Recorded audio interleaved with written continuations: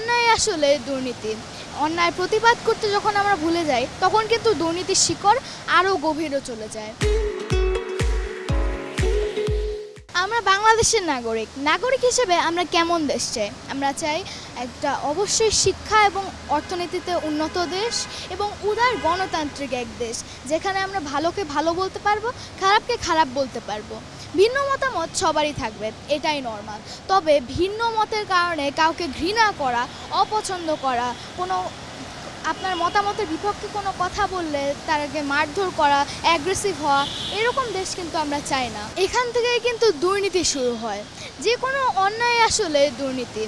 অন্যায় প্রতিবাদ করতে যখন আমরা ভুলে যাই, তখন কিন্তু দুর্নীতির শিকড় আরও গভীরে চলে যায়। এই দুর্নীতির কারণে দেখা যায় আস্তে আস্তে আমাদের সমাজের অর্থনীতি, শিক্ষা, স্বাস্থ্য, নাগরিক নিরাপত্তা সব কিছু এই দুর্নীতির ঘন কালো ছায়ায় দেখে যায়। এবং আমাদের দেশ আস্তে আস্তে, যে কোনো দেশের ক্ষেত্রেই হোক, এই দুর্নীতির কারণে কিন্তু এটা আস্তে আস্তে এমন একটা পর্যায়ে চলে যায় যেটা আসলে কারোর জন্যই কাম্য নয়। জার্মানির বার্লিন ভিত্তিক প্রতিষ্ঠান ট্রান্সপারেন্সি ইন্টারন্যাশনাল প্রতি বছর তাদের রিপোর্টে প্রকাশ করে আমাদের কোন দেশের কতটুকু দুর্নীতির মাত্রা কেমন, এবং সেখানে 0 থেকে 100-র মধ্যে একটা র্যাঙ্কিং করা হয়। 0 মানে হচ্ছে যে দেশে দুর্নীতি অনেক বেশি, এবং 100 মানে হচ্ছে যে এই দেশটি দুর্নীতির কারণে সবচেয়ে কম ক্ষতিগ্রস্ত। এবং ট্রান্সপারেন্সি ইন্টারন্যাশনালের 2023 সালের রিপোর্ট অনুযায়ী যেসব দেশে দুর্নীতি সবচেয়ে বেশি, এই লিস্টের মধ্যে বাংলাদেশের অবস্থান হচ্ছে 10ম, যেটা 2022 সালেও ছিল 12তম।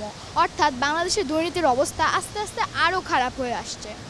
এশিয়ার কিছু কিছু দেশে কিন্তু দুর্নীতির অবস্থা অতটা খারাপ নয়, তবে অন্যান্য যেসব দেশ দুর্নীতির কারণে সবচেয়ে বেশি ক্ষতিগ্রস্ত হয়েছে, এর মধ্যে বাংলাদেশ খুবই উল্লেখযোগ্য হিসেবে তাদের রিপোর্টে তুলে ধরা হয়েছে। যেই বাহিনী আমাদের দুর্নীতি দমনের কাজ করার কথা, আমাদের প্রিয় পুলিশ বাহিনী, তারাই কিন্তু এখন দেখা যাচ্ছে শুধুমাত্র দুর্নীতির অভিযোগে মাঠে নামতে পারছেন না, এবং তাদের উপর থেকে যেন মানুষের আস্থা পুরোপুরি চলে গেছে এই দুর্নীতি করার কারণে।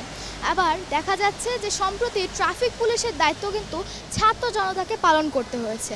দুর্নীতি এমন একটা ভয়াবহ পর্যায়ে চলে গেছে। দুর্নীতি দমন করতে হলে আমাদের সকলকে একসাথে কাজ করতে হবে, এবং দুর্নীতিকে রোধ করতে হবে আমাদের সমাজের প্রত্যেকটা স্তর থেকে। দুর্নীতিবাজরা যেরকম আমাদের দেশের জন্য ভালো নয়, তেমনি নিশ্চয়ই ওনাদের পরিবারদের জন্যও ভালো নয়।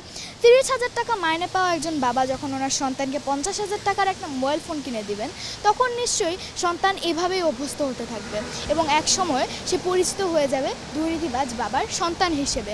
এটা একটা রেপুটেশনেরও ব্যাপার আছে, এবং ওভারঅল এটা কতটা একটা ভয়াবহ এবং খারাপ বিষয়, এটা কিন্তু আমরা বুঝতেই পারছি।